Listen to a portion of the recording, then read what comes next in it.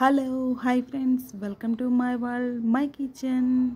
ఈరోజు నేను ప్రిపేర్ చేసి చూపించబోతున్నాను. తమ్మునేలు చూడంగానే అర్థమైపోయింది కదా, అదేనండి బగారా రైస్ అండి. అది కూడా ఈరోజు మనమైతే కట్టెల పొయ్యి మీద పర్ఫెక్ట్ బగారా రైస్ ఎలా ప్రిపేర్ చేయాలో చూపించబోతున్నాను. ఈరోజు నేను వండిన వంటకాలన్నీ ఇవేనండి. చూడండి, మటన్ కూర, పలావ్, చూడండి మన మటన్ కర్రీ ఎంత బాగుందో, ఎమ్మీగా. నెక్స్ట్ వచ్చేసి గోంగూర అండి, ఆంధ్ర స్పెషల్ గోంగూర. ఇది లేకపోతే అసలు ఇది తిన్నట్టే ఉండదు అన్నమాట. మెయిన్ చాలా టేస్టీగా ఉంటుంది. నెక్స్ట్ వచ్చేసి రైతా అండి. ఎందుకు సండే స్పెషల్ కదా, అన్నీ వండేయాలనిపించింది, సో ఇలా ప్రిపేర్ చేశాను. ఇంకా నేను మటన్ కూరతో పాటు చికెన్ కర్రీని కూడా ప్రిపేర్ చేశానండి. చూడండి ఎంత బాగుందో. నెక్స్ట్ మనం బగారా రైస్ ఎలా చేయాలో చూపించబోతున్నాం. అది కూడా కట్టెల పొయ్యి మీద అండి. ఇక్కడ నేను వచ్చేసి హాఫ్ నెయ్యి, హాఫ్ ఆయిల్ అండి, సన్ఫ్లవర్ ఆయిల్ని యూజ్ చేసుకున్నాను. మనకి ఆయిల్ బాగా హీట్ అయిన తర్వాత ఇందులో హోల్ గరం మసాలా అండి, బిర్యానీ ఆకు, చెక్క, లవంగ, దాల్చిన చెక్క, షాజీరా, అన్నీ హోల్ గరం మసాలా ఐటమ్స్ అన్నీ వేసుకోవాలండి. చూడండి, ఇక్కడైతే నేను బిర్యానీ ఆకు, షాజీరా ఆపానండి, మిగతా అన్నీ వేసేసుకున్నాం. ఇవన్నీ మనకి చక్కగా దోరగా ఫ్రై అయిన తర్వాత ఇందులో ముందుగా కట్ చేసుకున్న ఆనియన్స్ని వేసుకోవాలి. ఇక్కడ మనం మెయిన్ వచ్చేసి వీటిని ఫ్రై చేసుకోవటంలో ఉంటుందండి. అప్పుడే మనకి టేస్ట్ పర్ఫెక్ట్గా వస్తుంది. చూడండి, మూత పెట్టేశాను. మూత పెట్టేసి బాగా మగ్గనిస్తున్నాను. ఒకసారి మనం అటు ఇటు చక్కగా కలుపుకుందాం. చూడండి, మన ఆనియన్స్ మంచిగా కలర్ ఫామ్ అవుతున్నాయి, దూరగా వేగుతున్నాయి కదండి. ఇవి మనకి ఇంకా ఫ్రై అవ్వాలండి. మనకి లైట్గా ఉంటే సరిపోతుంది అనుకునే వాళ్ళైతే ఈ స్టేజ్లో ఆపేయచ్చు. మనకంటే ఎక్కువగా ఫ్రై అవ్వాలండి, అప్పుడే టేస్ట్ పర్ఫెక్ట్గా వస్తుందన్నమాట. సో ఆనియన్ బాగా మంచి రెడ్డిష్ కలర్ వచ్చేంత వరకు ఫ్రై చేసుకున్న తర్వాత ఇందులో బిర్యానీ ఆకును, అలాగే ఇందాక మనం ఆపేసాం కదా షాజీరా అండి, ఇప్పుడు వేసుకోవాలి. ముందే వేసేసుకున్నామా మాడిపోతాయి. చూడండి, మన ఆనియన్ ఫ్రై అయిన తర్వాత ఈ రెండింటిని వేసేసుకొని చక్కగా కలుపుకున్న తర్వాత ఫ్రై అయిన తర్వాత మాత్రమే ఇందులో అల్లం వెల్లుల్లి పేస్ట్ అండి. ఇక్కడ నేను 2 kgs రైస్ వండుతున్నాను, సో దానికి సరిపడినంత అల్లం వెల్లుల్లి పేస్ట్ వేసుకుంటున్నాను. ఇందులో ఎక్కడ నేను కొబ్బరి పేస్ట్ అనేది యూజ్ చేయలేదండి. ఓన్లీ అల్లం వెల్లుల్లి పేస్ట్ వేసుకొని పచ్చివాసన పోయేంత వరకు బాగా ఫ్రై చేసుకోవాలి. ఈ అల్లం వెల్లుల్లి పేస్ట్ చక్కగా ఫ్రై అయిన తర్వాత ఇందులో మనం టమాటా వేసుకుంటున్నామండి. ముందే టమాటా వేసామా, ఆనియన్ ఇవన్నీ మనకి ఫ్రై అవ్వవు అన్నమాట, పులుపు తగలటం వల్ల.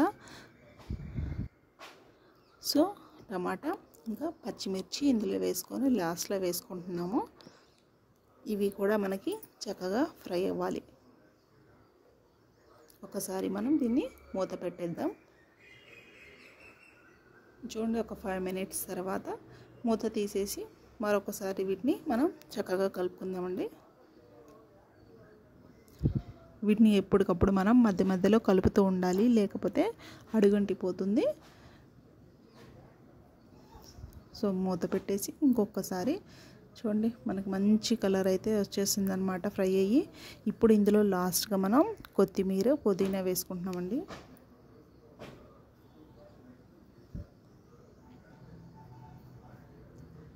ఎప్పుడైనా కొత్తిమీర, పుదీనా లాస్ట్లోనే వేసుకోవాలి, ఫస్ట్ టైం మనం యాడ్ చేయకూడదు. ఇప్పుడు ఇవి కూడా మనకి బాగా కలుపుకొని దూరగా ఫ్రై అయ్యేంత వరకు ఉంచేసుకుందాం. ఆ తర్వాత ఇందులో వాటర్ తీసుకుందామండి. ఇప్పుడు కరెక్ట్ కొలతలు అంటే ఒక 1 kg డబ్బా అండి ఇది నేను తీసుకున్నది.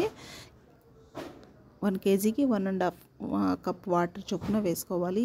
దేంతో తీసుకున్నా సరే మీరు కరెక్ట్గా మీకు పులావ్ రావాలి అంటే మాత్రం కరెక్ట్గా అదేనండి, ఒక 1 కప్కి 1.5 కప్ చొప్పున వాటర్ తీసుకోండి.